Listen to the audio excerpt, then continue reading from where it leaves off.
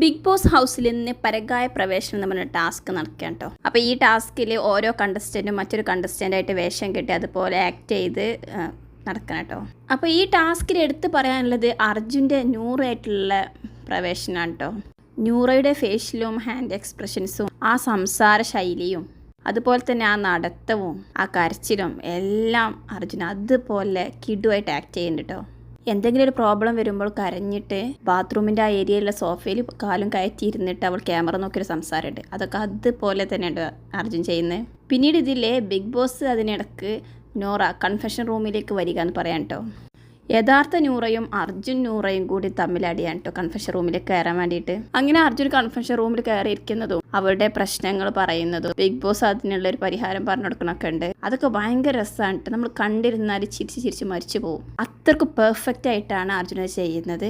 ഇങ്ങനെ പോയാൽ അർജുൻ്റെ ഈ ടാസ്ക് സ്വന്തം.